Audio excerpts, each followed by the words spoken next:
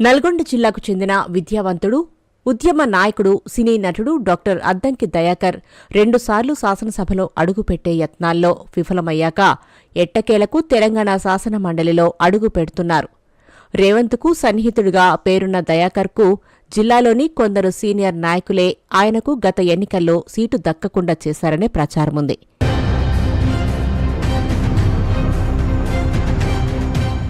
సూర్యాపేట జిల్లా నెమ్మికల్లో ఒక సామాన్య దళిత కుటుంబంలో పుట్టిన Addanki Dayakar MCom, MCA, LLB చదువుతోబాటు పరిశోధన చేసి డాక్టరేట్ అయ్యారు.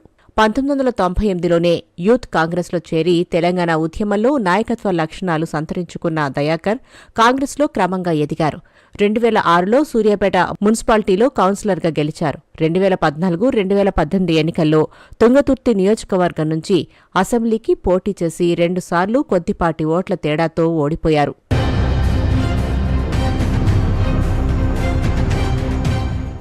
రేవంత్ రెడ్డి పీసీసీ అధ్యక్ష పీఠం చేపట్టిన తర్వాత అధికార ప్రతినిధి హోదాలో దయాకర్ మరింత దూకుడుగా వ్యవహరించారు.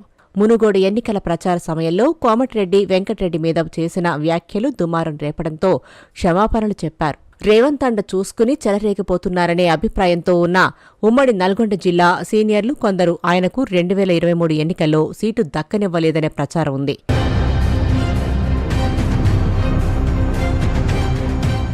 తెలంగాణ కాంగ్రెస్ ప్రధాన కార్యదర్శిగా ఉన్న దయాకర్కు ఇప్పుడు ఎమ్మెల్యే కోటాలో ఎమ్మెల్సీ పదవి దక్కింది. పార్టీని నమ్ముకుని ఉన్న వాళ్లకు తగిన న్యాయం జరిగిందని ఆయన అనుచరులు భావిస్తున్నారు. ఉద్యమం నుంచి ఎదిగిన నాయకుడిగా శాసనమండలిలో ఆయన తనదైన శైలిలో చర్చల్లో పాల్గొంటారని, కాంగ్రెస్ వాణి సమర్థంగా వినిపిస్తారని పార్టీ నమ్ముతోంది. అడపాదడపా సినిమాల్లో నటిస్తూ వచ్చిన దయాకర్ ఈ మధ్యనే పూర్తి నిడివి పాత్రలో హీరోగా ఇండియా ఫైల్స్ పేరుతో ఒక పాన్ ఇండియా సినిమాలో నటించారు. అది విడుదలకు సిద్ధంగా ఉంది. దయాకర్ భార్య గవర్నమెంట్ టీచర్. వాళ్లకి 2 కూతుళ్లు. పెద్ద కూతురు అమెరికాలో ఉండగా చిన్న కూతురు ఇక్కడే బీబీఏ చదువుతోంది.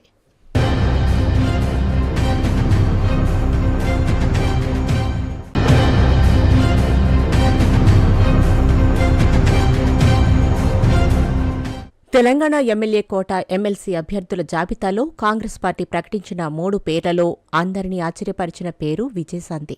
పార్టీలు మారటం వల్ల నిలకడ లేదన్న పేరున్నా రాజకీయాల్లో ఏమైనా జరగవచ్చుననడానికి విజయశాంతి ఒక ఉదాహరణ. కొంతకాలంగా ఆమె పేరు వార్తల్లో లేకపోవడంతో ఆమె ఎంపిక జరిగిన తీరు మీద రకరకాల విశ్లేషణలు వచ్చాయి.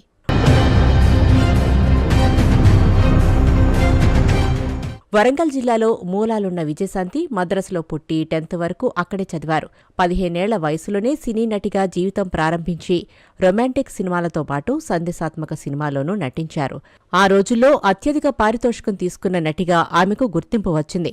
హీరోయిన్ ప్రాధాన్యమున్న సినిమాలలో నటించే క్రమంలో 1997లో విడుదలైన ఒసే రాములమ్మ సినిమాతో ఆమె తిరుగులేని స్థానం సంపాదించుకున్నారు. అప్పటి నుంచి ఇప్పటిదాకా ఆమెను అభిమానంతో రాములమ్మగా పిలుచుకుంటూ వస్తున్నారు.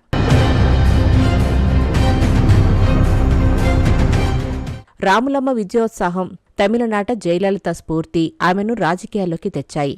బీజేపీలో చేరి మహిళా మోర్చా జాతీయ కార్యదర్శి అయ్యారు.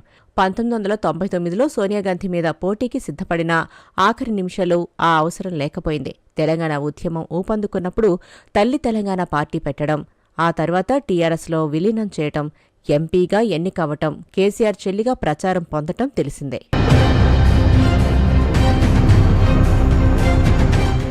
టీఆర్ఎస్కు దూరమై కాంగ్రెస్లో చేరి 2018లో ప్రచార కమిటీ చైర్మన్ అయినా ఆ తర్వాత మళ్లీ 2019లో బీజేపీకి వెళ్లి నేషనల్ ఎగ్జిక్యూటివ్ సభ్యురాలయ్యారు. కానీ 2023 నవంబర్లో రాజీనామా చేసి తెలంగాణ శాసనసభ ఎన్నికలకు ముందు కాంగ్రెస్లోకి వెళ్లినా టికెట్ దక్కలేదు. అప్పట్లో ఎంపీ టికెట్ హామీ ఇచ్చారన్న వార్తలొచ్చాయి. ఏమైనా ఆ హామీ కూడా నెరవేరలేదు. కాంగ్రెస్లో చేరాక విజయశాంతికి రాజకీయంగా ప్రాధాన్యం దక్కలేదు. పార్టీ అధికారంలోకి వచ్చిన కొత్తల్లో కొన్ని ట్వీట్ల ద్వారా తమ ఉనికిని గుర్తు చేసినా ఎవరూ పట్టించుకోకపోవడంతో ఆమె రాజకీయ ప్రస్థానం ప్రశ్నార్థకంగా మారింది.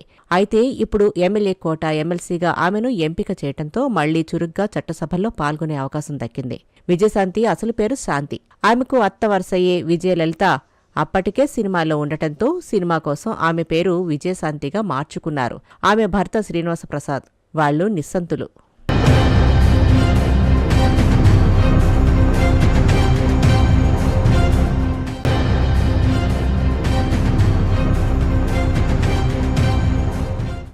తెలంగాణ రాష్ట్ర సాధన ఉద్యమంలో తెలంగాణ భావజాల వ్యాప్తిలో ముందు నుంచి బలమైన గొంతును వినిపించిన నాయకుడిగా దాసోజు శ్రవణ్కు పేరుంది. పార్టీలు మారటం ఆయనకున్న మైనస్ అని చెప్పేవాళ్లు కూడా ఆయనకు అవకాశాలు చేజారిన తీరు చూసి అత్యంత దురదృష్టవంతుడిగా ఆయన మీద సానుభూతి కురిపిస్తారు. మొత్తానికి ఈసారి కొత్తవారికి అవకాశం కల్పించాలన్న కేసీఆర్ నిర్ణయం డాక్టర్ దాసోజు శ్రవణ్ను ఎమ్మెల్సీ చేసింది.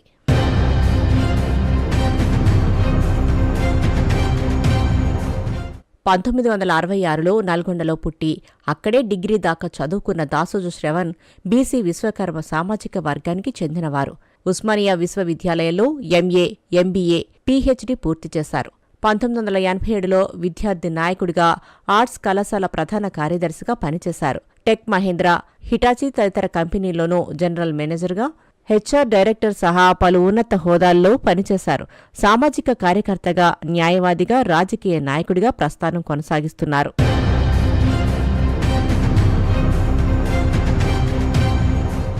2008లో ప్రజారాజ్యంలో చేరి కీలక బాధ్యతలు నిర్వర్తిస్తూ 2009 ఎన్నికల్లో సికింద్రాబాద్ ఎంపీగా పోటీ చేసి ఓడిపోయారు. ఆ తరువాత బీఆర్ఎస్లో చేరి తెలంగాణ ఉద్యమంలో కీలక పాత్ర పోషించారు. తెలంగాణ ఉద్యమ జేఏసీ స్టీరింగ్ కమిటీ సభ్యుడిగా పనిచేయడంతో పాటు శ్రీకృష్ణ కమిషన్ ముందు తెలంగాణ వాదాన్ని వినిపించడానికి అవసరమైన డాక్యుమెంట్లు సిద్ధం చేశారు. 2014లో మళ్లీ ఆయన బీఆర్ఎస్ నుంచి వైదొలిగి కాంగ్రెస్లో చేరి ఆ పార్టీ జాతీయ ప్రధాన కార్యదర్శి అయ్యారు. 2018లో ఖైరతాబాద్ కాంగ్రెస్ అభ్యర్థిగా ఓటమి పాలయ్యారు. 2022లో బీఆర్ఎస్లో చేరిన మునుగోడు ఎన్నికల వేళ మళ్లీ బీఆర్ఎస్లో చేరారు. గవర్నర్ కోటాలో ఎమ్మెల్సీ అభ్యర్థిగా ప్రతిపాదించిన అప్పటి గవర్నర్ తమిళిసై తిరస్కరించారు. ఈ విషయంలో కోర్టుకెక్కినా ఫలితం దక్కలేదు.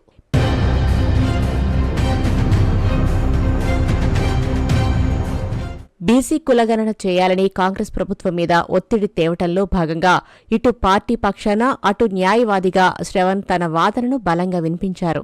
కులగణన చేయాలని కోర్టులో కేసు వేసిన తొలి నాయకుడిగా బడుగుల మనసులు గెలిచారు. బీఆర్ఎస్ ఇప్పుడు ఆయనను ఎమ్మెల్సీగా ఎంపిక చేసి చట్టసభకు పంపుతోంది. ఆయన వాగ్దాటి ప్రసంగాలకే కాదు, బోధనా రంగంలోనూ ఉపయోగపడింది. టీవీ చర్చల్లోనూ తన వాదన బలంగా వినిపించడం ద్వారా అందరికీ ఆయన సుపరిచితులు. నటుడిగా, నిర్మాతగా సినిమాలు, సీరియల్స్ నిర్మించారు. ఆయన కొన్ని సినిమాల్లోనూ నటించారు. జైబోలో తెలంగాణతో పాటు ఇండియా ఫైల్స్లోనూ ఆయన కనిపిస్తారు.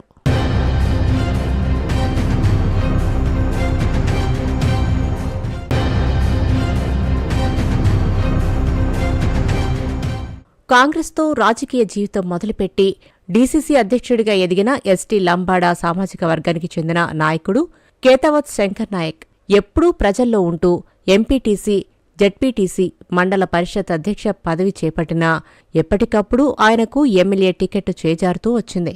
అయినా పార్టీ విధేయుడిగా డీసీసీ అధ్యక్ష బాధ్యతల్లో ఉండగా ఆయన విధేయతను గుర్తించిన కాంగ్రెస్ పార్టీ ఆయనకిప్పుడు ఎమ్మెల్సీ పదవి ఇచ్చింది.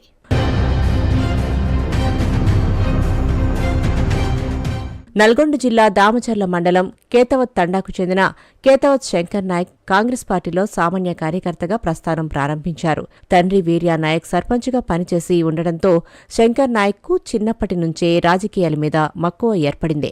బీఏ పూర్తవగానే కాంగ్రెస్ మండల అధ్యక్ష పదవి మొదలు ఇప్పటి డీసీసీ అధ్యక్ష పదవి దాకా ఎప్పుడూ ఏదో ఒక పదవిలో ఉంటూనే వచ్చారు. ప్రజాప్రతినిధిగా దామచర్ల మండలానికి జెడ్పీటీసీగా, ఆ తర్వాత సొంత ఊళ్ళో ఎంపీటీసీగా ఏకగ్రీవం కావటమే కాదు, జనరల్ స్థానంలోనే మండల పరిషత్ అధ్యక్షుడిగా ఎన్నికయ్యారు.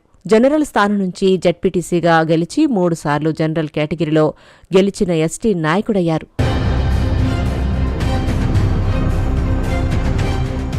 నియోజకవర్గాల పునర్విభజన తర్వాత 2009, 2014, 2018, 2023 ఎన్నికల్లోనూ మిర్యాలగూడ నియోజకవర్గం నుంచి ఎమ్మెల్యే టికెట్ ఆశించినా కీలక నేతల ఆశీస్సులున్నా అప్పటి సమీకరణాల నేపథ్యంలో టికెట్ దక్కలేదు. జెడ్పీలో తనకు సమకాలీకులైన బాలునాయక్, చిరుమర్తి లింగయ్య ఎమ్మెల్యేలుగా రాణిస్తున్న క్రమంలో ఆయన అనుచరులు నిరాశపడిన సందర్భాలున్నాయి. సమీప బంధువైన మాజీ ఎమ్మెల్యే రంగయ్య నాయక్ స్ఫూర్తితో రాజకీయాల్లో కొనసాగిన శంకర్ నాయక్ మాజీ మంత్రి కుందూరు జానారెడ్డికి ప్రియ శిష్యుడిగా పేరు పొందారు.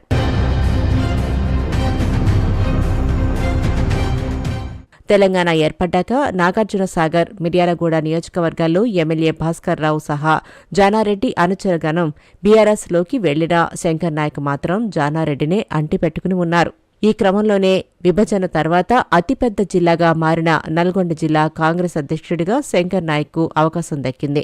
ఇదే క్రమంలో ఇప్పుడు జిల్లా నేతలందరి ఏకాభిప్రాయంతో శంకర్ నాయక్ ఎమ్మెల్సీ పదవికి ఎంపికైనట్టు అర్థమవుతోంది.